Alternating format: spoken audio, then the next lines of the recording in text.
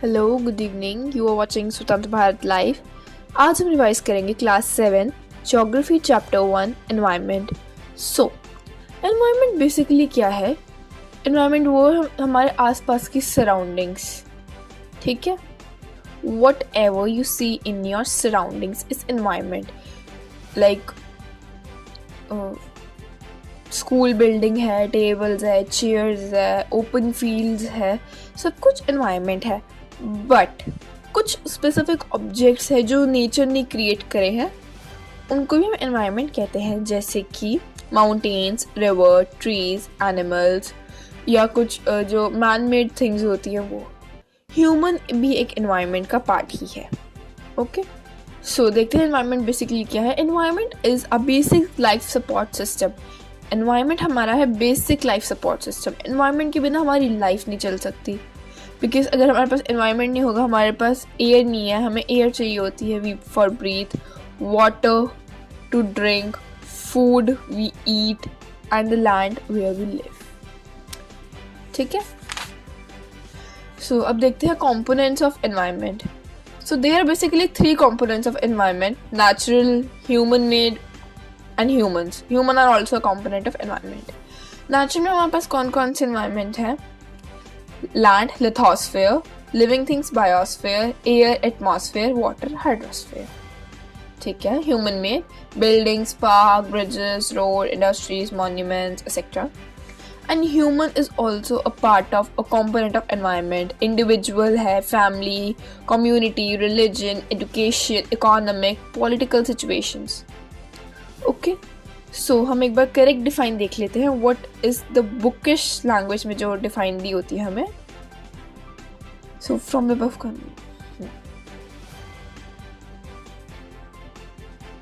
place, people, things, the nature that surround any living organism is called environment.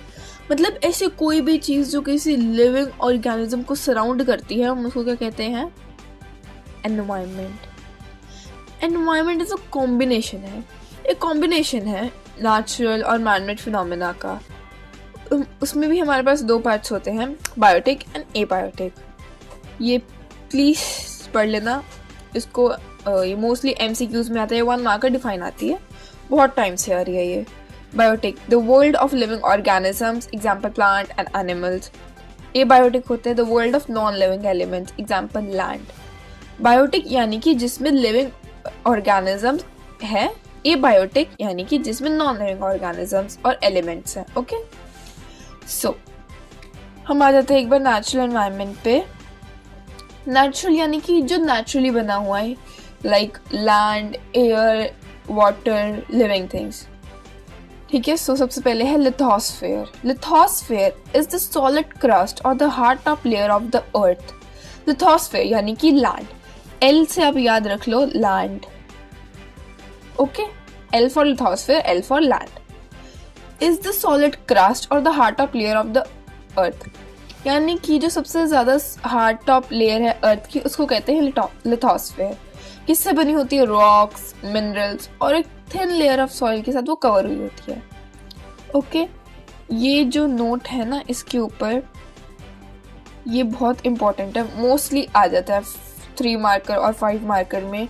Right a short note on lithosphere पे, तो इसको point wise मैं mark कर रही हूँ. Okay, lithosphere is the solid crust और hard top layer of the earth. First point, ज़्यादा लंबे लंबे पॉइंट नहीं लिखने होते, छोटे छोटे लिखो पर ज़्यादा लिखो.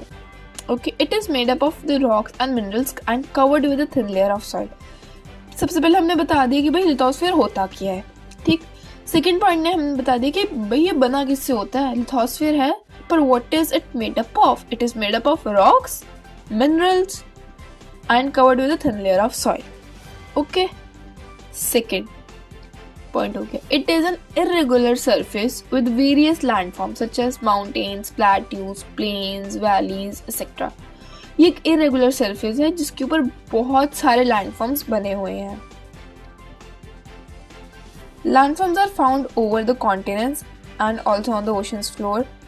Lithosphere is a domain that provides us forest, grassland for grazing, land for agriculture and human settlement. It is also a source of mineral wealth. It is also a source of mineral wealth. यहाँ तक कर लेना, ये वाला चाहे point रहने दो, कोई बात नहीं. सो लिथोस्फेयर एक डोमेन है जो हमें फॉरेस्ट प्रोवाइड करता है, ग्रासलैंड प्रोवाइड करता है ग्रेजिंग के लिए. फार्मर्स हैं वो अपने जो पेट्स होते हैं, काउस, बफलोज, गोट्स, शीप्स, वो उनको ग्रासलैंड्स में लेके जाते हैं ना ग्रेज कराने के लिए. लैंड देते हैं एग्रीकल्चर के लिए, ह्यूमन सेटलमेंट.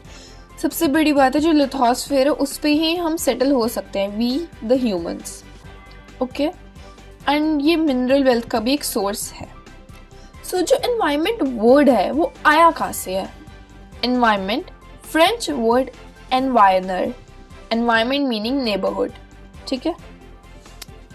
सो अब पढ़ते हैं हाइड्रोस्फेयर. हाइड्रोस्फेयर यानी कि water. Okay,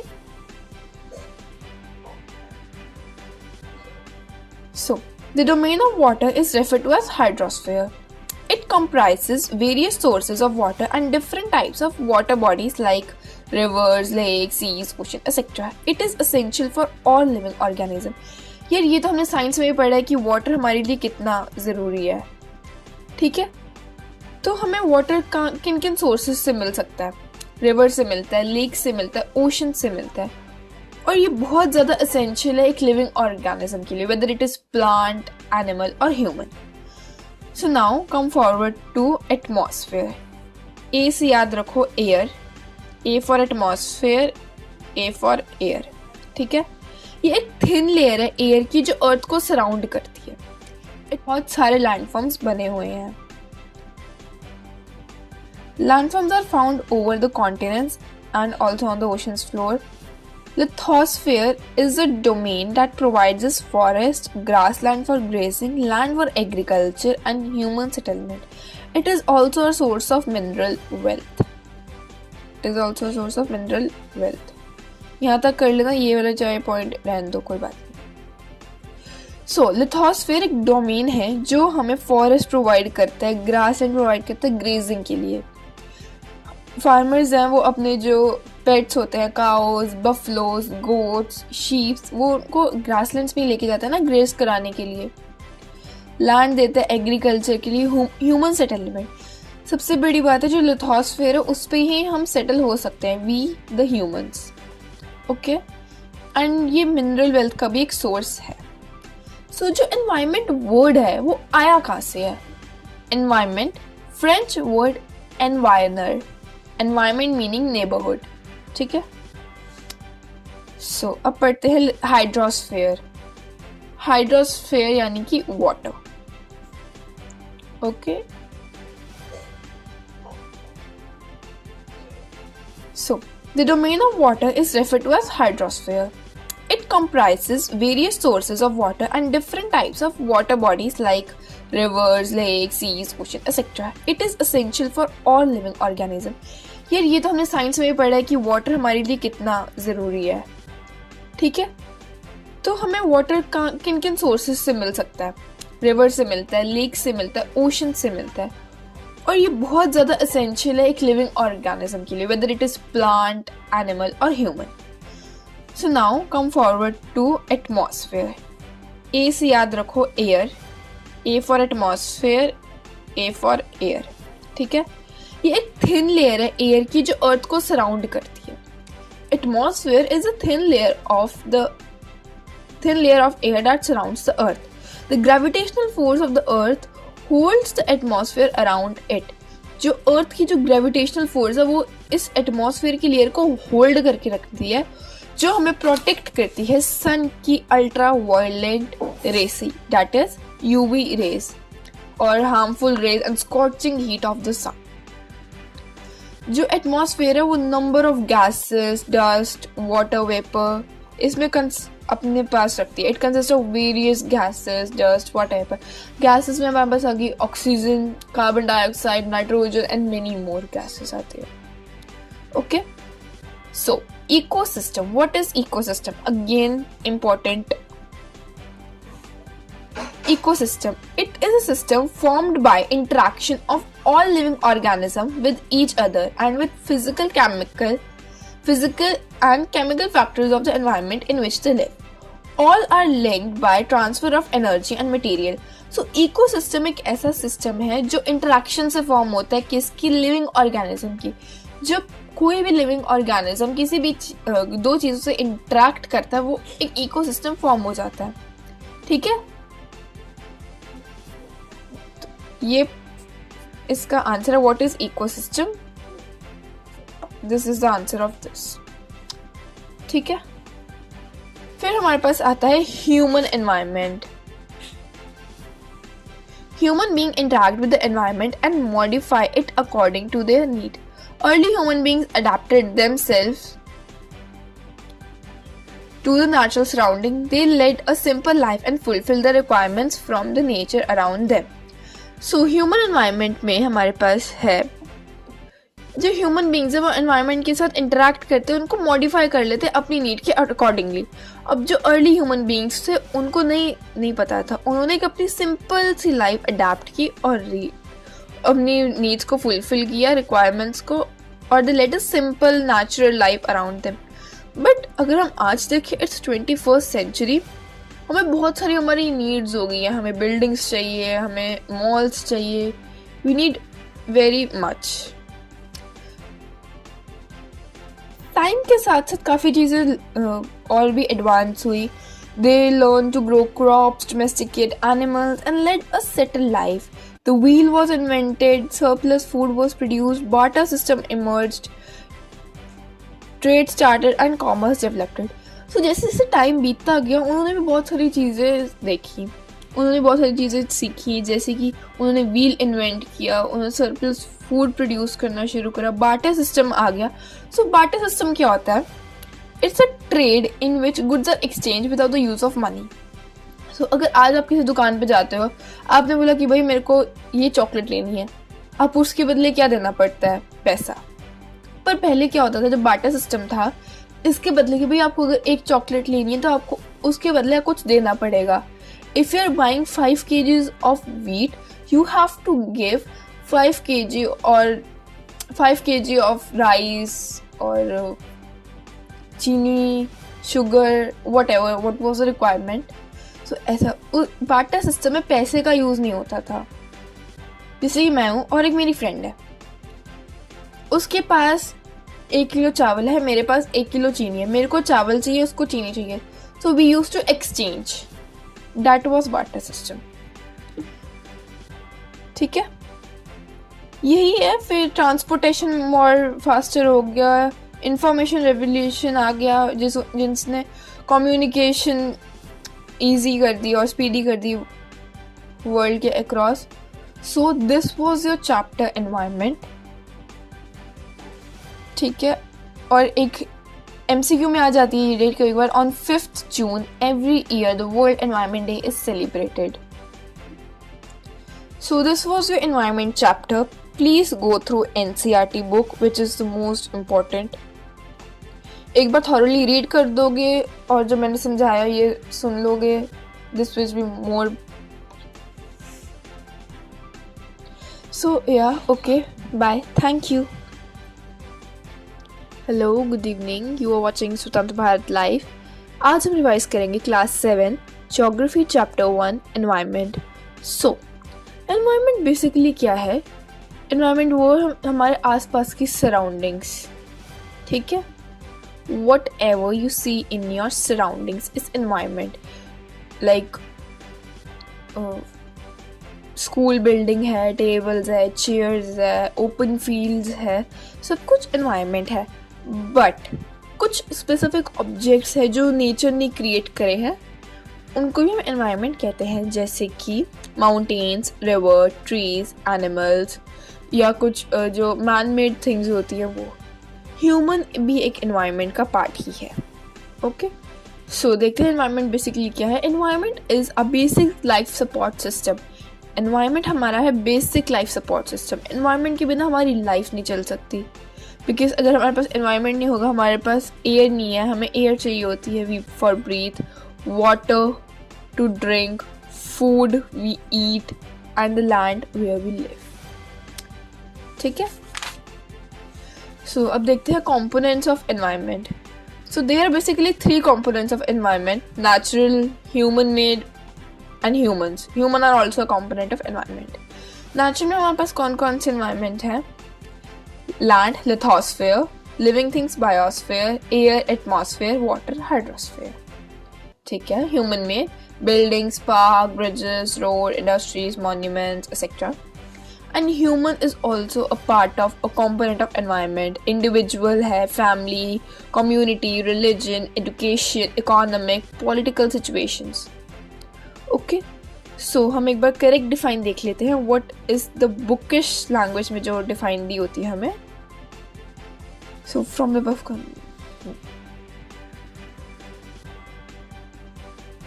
place, people, things, the nature that surround any living organism is called environment. मतलब ऐसे कोई भी चीज जो किसी लिविंग ऑर्गेनिज्म को सराउंड करती है हम उसको क्या कहते हैं? Environment. Environment is a combination है. एक कॉम्बिनेशन है नेचुरल और मैनमेड फिनोमेना का. उसमें भी हमारे पास दो पार्ट्स होते हैं, बायोटिक एंड एबायोटिक. ये प्लीज पढ़ लेना. इसको ये मोस्टली एमसीक्यूज में आता है. 1 मार्कर डिफाइन आती है, बहुत टाइम से आ रही है ये. Biotic, the world of living organisms, example plant and animals. Abiotic होते हैं the world of non living elements, example land. Biotic यानी कि जिसमें लिविंग ऑर्गेनिजम्स है. एबायोटिक यानी कि जिसमें नॉन लिविंग ऑर्गेनिजम्स और एलिमेंट्स हैं. ओके. सो हम आ जाते हैं एक बार नेचुरल एनवायरनमेंट पे.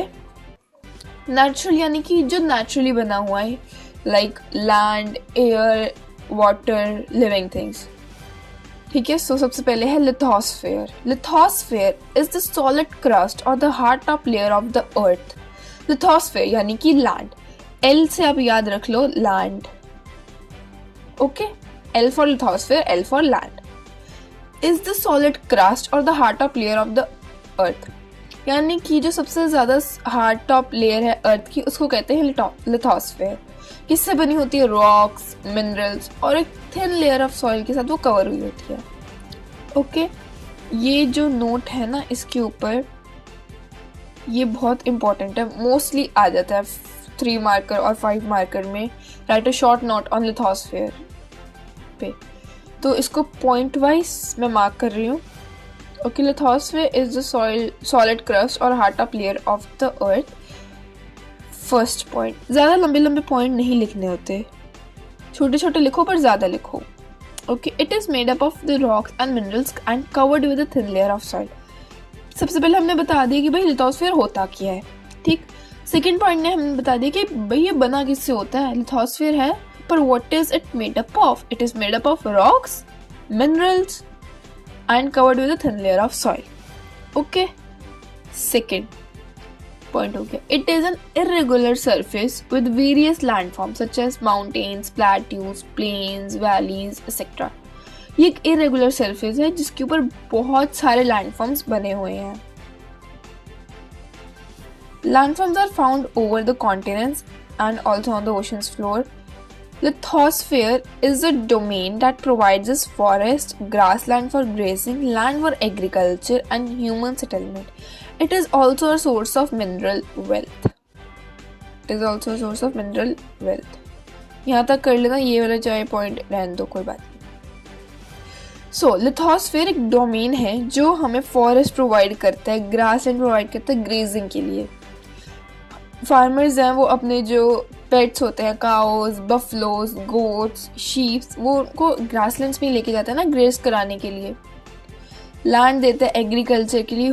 ह्यूमन सेटलमेंट सबसे बड़ी बात है. जो लिथोस्फेयर है उस पर ही हम सेटल हो सकते हैं, we the humans. Okay. And ये मिनरल वेल्थ का भी एक सोर्स है. सो जो एनवायरमेंट वर्ड है वो आया कहाँ से है?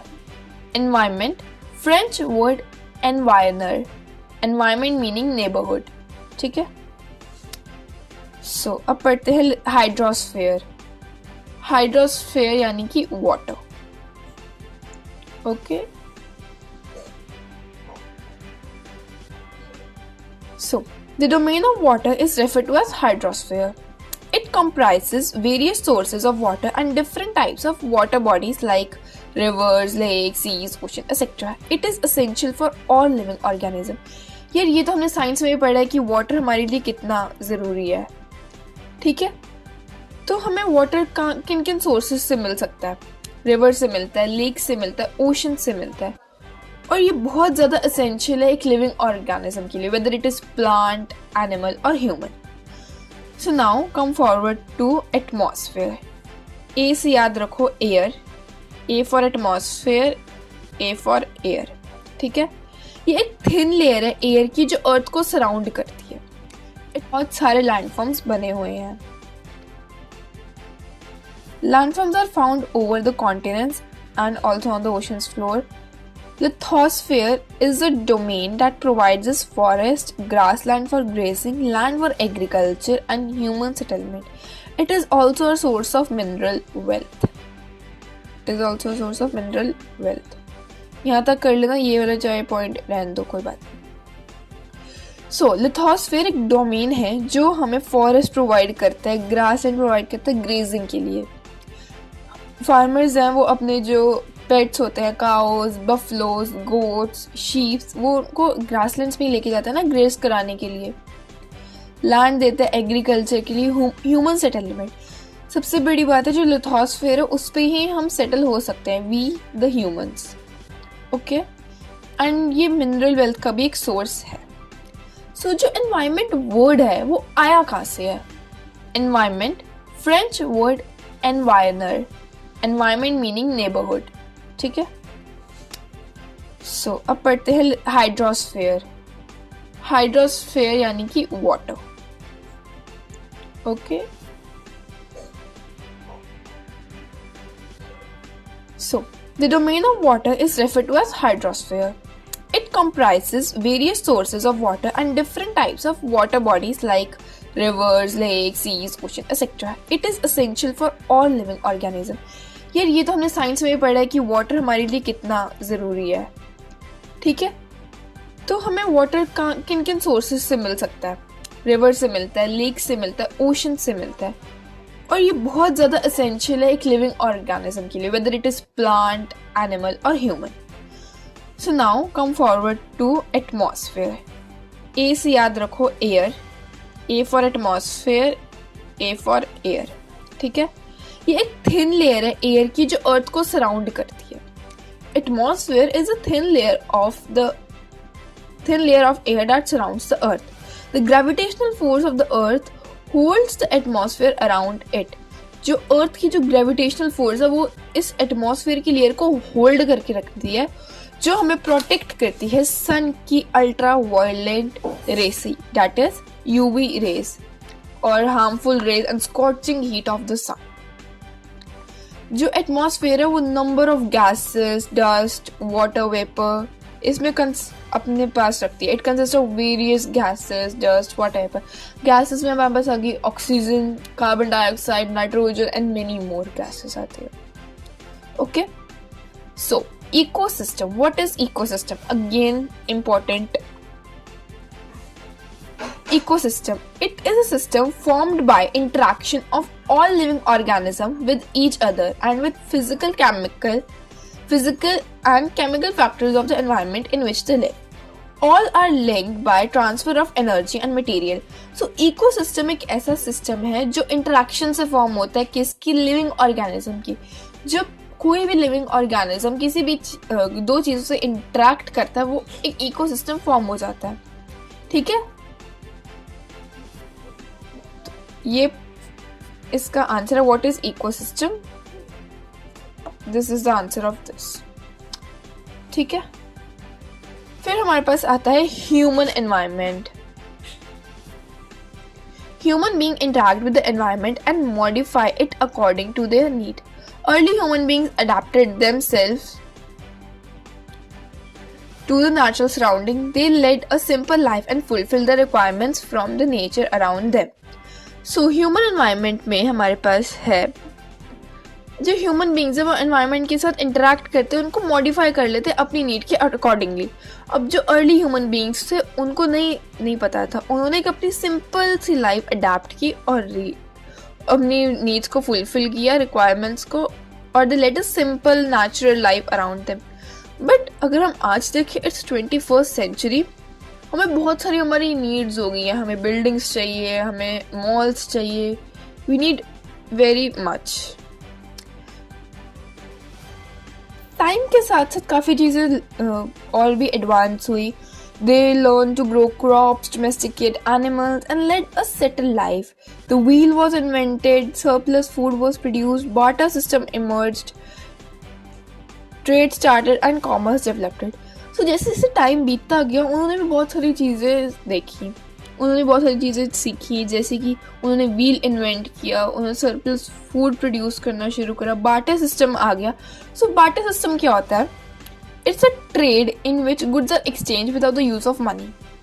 सो अगर आज आप किसी दुकान पे जाते हो, आपने बोला कि भाई मेरे को ये चॉकलेट लेनी है, आप उसके बदले क्या देना पड़ता है? पैसा. पर पहले क्या होता था, जब बार्टर सिस्टम था, इसके बदले कि भाई आपको अगर एक चॉकलेट लेनी है तो आपको उसके बदले कुछ देना पड़ेगा. If you are buying 5 kgs of wheat, you have to give 5 kg और 5 kg ऑफ राइस और चीनी, sugar, whatever what was the requirement. So ऐसा बार्टर सिस्टम में पैसे का यूज़ नहीं होता था. जैसे कि मैं हूँ और एक मेरी फ्रेंड है, उसके पास 1 किलो चावल है, मेरे पास 1 किलो चीनी है. मेरे को चावल चाहिए, उसको चीनी चाहिए. So we use to exchange. That was barter system. ठीक है, यही है. फिर ट्रांसपोर्टेशन मोर फास्टर हो गया, इंफॉर्मेशन रेवोल्यूशन आ गया, जिसने कम्युनिकेशन ईजी कर दी और स्पीडी कर दी वर्ल्ड के across. So this was your chapter environment.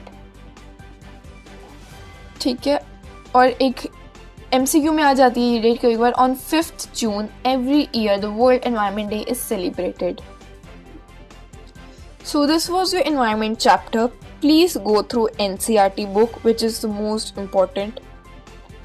एक बार thoroughly read कर दोगे और जो मैंने समझाया ये सुन लोगे, this will be more. So yeah, okay, bye, thank you.